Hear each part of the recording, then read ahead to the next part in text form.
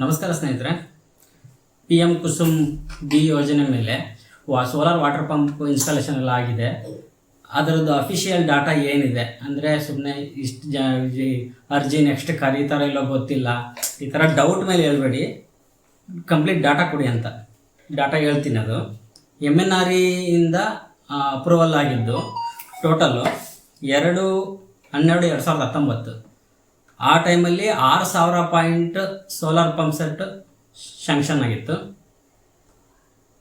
ಆಗ 6,000ಕ್ಕೆ ಬರೀ ಅರ್ಜಿ ಹಾಕಿದ್ದು 319 ಅರ್ಜಿಗಳು ಮಾತ್ರ. ಫಸ್ಟ್ ಅದೆಲ್ಲ ಕಂಪ್ಲೀಟ್ ಆಗಿದೆ 2019ರದ್ದು.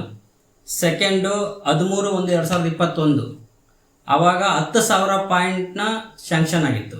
10,000 ಪಾಯಿಂಟಲ್ಲಿ 1,046 ಪಾಯಿಂಟ್ ಅರ್ಜಿಗಳು ಮಾತ್ರ ಬಿದ್ದಿದ್ವು. ಅದು ಕೂಡ ಆಲ್ರೆಡಿ ಪ್ರಾಜೆಕ್ಟ್ ಕಂಪ್ಲೀಟ್ ಕ್ಲಿಯರ್ ಆಯಿತು.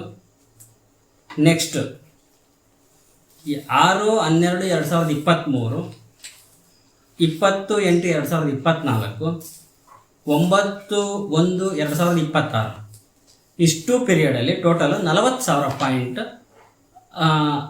ಶಾಂಕ್ಷನ್ ಆಗಿತ್ತು. 40,000ದಲ್ಲಿ ಈಗ ಆಲ್ರೆಡಿ ಎರಡರಿಂದ ಎಷ್ಟು ಅವೇರ್ನೆಸ್ ಮೂಡಿದೆ. ಫಸ್ಟ್ ಅಂದರೆ ಅರ್ಜಿ ಬಿದ್ದಿರೋದು 1,04,060 ಅರ್ಜಿ ಬಿದ್ದಿದೆ. ಅಂದರೆ ಅವರು ಅರ್ಜಿ ಅಪ್ರೂವಲ್ ಆಗಿದ್ದು ಬರೀ 40,000 ಪಾಯಿಂಟು. ಇಲ್ಲಿ ಅರ್ಜಿ ಬಿದ್ದಿರೋದು 1,00,000 ಮೇಲೆ, 1,04,060 ಪಾಯಿಂಟ್ 60ಕ್ಕೆ ಅರ್ಜಿ ಬಿದ್ದಿದೆ. ಇದು ಪ್ರೆಸೆಂಟ್ ಇನ್ನೂ ಕ್ಲಿಯರ್ ಆಗಿಲ್ಲ. ಈಗ ಪ್ರೆಸೆಂಟ್ ಅರ್ಜಿ ಹಾಕಿರೋ ಸ್ಟೋರಿ ಏನಾಗಿದೆ ಅಂದರೆ 26,000 ಪಾಯಿಂಟು ಆಲ್ರೆಡಿ ಇನ್ಸ್ಟಾಲೇಷನ್ ಕಂಪ್ಲೀಟ್ ಆಗಿದೆ. ಇನ್ನು ಉಳಿದಿರೋದು 14,000 ಪಾಯಿಂಟ್ಗಳು ಮಾತ್ರ. ಅದು ಕೂಡ ಕಂಪ್ಲೀಟ್ ಕ್ಲಿಯರ್ ಆಗುತ್ತೆ.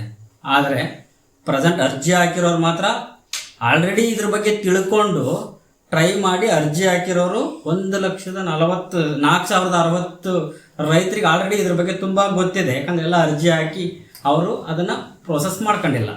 ಇದು ಅಫಿಷಿಯಲ್ ಡಾಟಾ. ಅದಾದಮೇಲೆ ಅರ್ಜಿ ಹಾಕಿದ ಮೇಲೆ ಕೆಲವೊಂದು ಇಶ್ಯೂಸ್ ಆಗಿದೆ. ಏನಂದರೆ ಲಾಸ್ಟ್ ಡೇಲಿ DD ತೆಗಿಸ್ಲಿಕ್ಕೆ ಅಂತ ಕೆಲವು ರೈತರು ಪ್ರಯತ್ನ ಪಟ್ಟಿದ್ದಾರೆ. ನನಗೆ ಗೊತ್ತಿರೋ ಒಂದು ಕೇಸಸ್ಗಳಿದೆ. ಅರ್ಜಿ ಹಾಕಿ ಲಾಸ್ಟ್ ಡೇನಲ್ಲಿ ಅರ್ಜಿ ಹಾಕಿದಾಗ ಕೆಳಗಡೆ ಒಂದು ನೋಟಿಫಿಕೇಶನ್ ಬಂದಿದೆ. ನೀವೀಗ ಏನಾದರೂ ಪೇಮೆಂಟ್ ಮಾಡಿ ಆ ಪೇಮೆಂಟ್ ಕಟ್ ಆದರೆ ನಿಮಗೆ ಇನ್ಸ್ಟಾಲೇಷನ್ ಮಾಡೋಕ್ಕಾಗದೇ ಇದ್ದರೆ, ಗೌರ್ಮೆಂಟಿಂದ ನಿಮಗೆ ಅದನ್ನ ಸೋಲಾರ್ ಪಂಪ್ ಸೆಟ್ ಇನ್ಸ್ಟಾಲ್ ಮಾಡೋಕ್ಕಾಗದೇ ಇದ್ದರೆ ನೀವು ಪೇಮೆಂಟ್ ಮಾಡಿರೋ DD ತೆಗೆಸಿರೋ ಅಮೌಂಟ್ನ ನಿಮಗೆ ರಿಟರ್ನ್ ಕೊಡ್ತೀವಿ, ಬಟ್ ಯಾವುದೇ ರೀತಿ ಬಡ್ಡಿ ಇರಲ್ಲ ಅಂತೇಳಿ ನೀಟಾಗಿ ಮೆನ್ಷನ್ ಮಾಡಿದರು. ಸೊ ಹಾಗಾಗಿ ಕೆಲವರು ಅಮೌಂಟ್ ಹಾಕ್ಲಿಕ್ಕೆ ಯೋಚನೆ ಮಾಡಿದ್ರು. ಯಾಕಂದರೆ ಶಾಂಕ್ಷನ್ ಆಗಿ ಬಂದ್ರೇನೋ ಓಕೆ, ಬರದೇ ಇದ್ರೆ ನಮ್ಮ ಅಮೌಂಟ್ ನಮಗೆ ರಿಟರ್ನ್ ಕೊಡ್ತಾರೆ. ಅದು ಎಷ್ಟು ದಿವಸಕ್ಕೆ ಬರುತ್ತೆ ಅಂತ ಕೂಡ ಯಾವುದೇ ರೀತಿ ನೋಟಿಲ್ಲ. ಸೊ ಈ ಥರ ಕೇಸಸ್ಸಲ್ಲಿ ಆಗ್ತಾ ಇದೆ. ಸೊ ಇದರಲ್ಲಿ ನಾವು ಅರ್ಥ ಮಾಡ್ಕೋಬೇಕಾಗಿರೋದು ಅಂದರೆ ಸೋಲಾರ್ ವಾಟರ್ ಪಂಪಿಂದು ಅವೇರ್ನೆಸ್ ನೀಟಾಗಿ ಎಲ್ಲರಿಗೂ ಗೊತ್ತಾಗಿದೆ. ಮುಂದೆ ಒಂದಿನ ಅರ್ಜಿ ಹಾಕಿ ಯಾರಾದರೂ ಕಾಲ್ಫಾರ್ಮ್ ಮಾಡಿದೆ, ಇದು ಅರ್ಜಿಗೆ ಏನಾದರೂ ಅಸೆಪ್ಟ್ ಮಾಡ್ಕೊತೀವಿ, ನೆಕ್ಸ್ಟ್ ನಾವು ಸೋಲಾರ್ ವಾಟರ್ ಪಂಪಿಗೆ ಅರ್ಜಿ ಓಪನ್ ಆಯಿತು ಅಂದರೆ ಫ್ಯೂ ಅವರ್ಸಲ್ಲೇ ಕ್ಲೋಸ್ ಆಗೋದು ಖಂಡಿತ. ಬಟ್ ಅದನ್ನು ಕಾಲ್ ಮಾಡ್ತಾರಾ ಇಲ್ವಾ ಅನ್ನೋದೇ ಗೊತ್ತಿಲ್ಲ. ಯಾಕೆ ಅಂದರೆ ಸೆಂಟ್ರಲ್ಲು ಸ್ಟೇಟ್ ಎರಡು ಸೇರಿ 80% ಅಮೌಂಟ್ ಕೊಡಬೇಕು. ರೈತರದ್ದು 20% ಮಾತ್ರ ಇತ್ತು.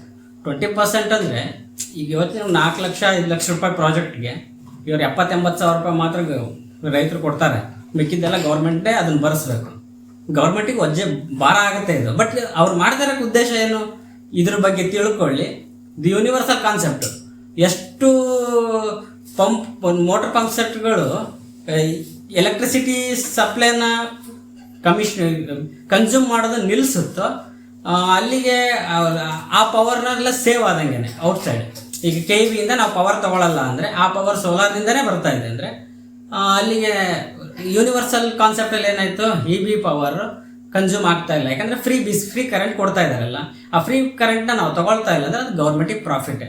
ಅಷ್ಟು ಲಾಂಗ್ ಥಿಂಕ್ ಮಾಡಿಬಿಟ್ಟು ಈ ಪ್ರಾಜೆಕ್ಟ್ ಮಾಡಿರೋದು. ಬಟ್ ಇದರಿಂದ ನಾವು ಲಾಸ್ಟ್ ಫೈನಲ್ ಹೇಳೋದೇನೆಂದರೆ ಯಾರಾದರೂ ನಾವು ಪೇಮೆಂಟ್ ಮಾಡಿಸ್ಕೋಬೇಕು, ಇಲ್ಲಿ ಕರೆಂಟಿನ ಸಪ್ಲೈ ಸರಿ ಇಲ್ಲ, ಇದೇನೋ ಪ್ರಾಬ್ಲಮ್ ಆಗ್ತಾ ಇದೆ, ಈ ಥರ ಕೇಸಸ್ಗಳು ಇದ್ದರೆ ಯೋಚನೆ ಮಾಡಿದ್ರೆ ಸೋಲಾರ್ನ ನೀವು ಆರಾಮಾಗಿ ಹಾಕಿಸ್ಕೋಬೋದು.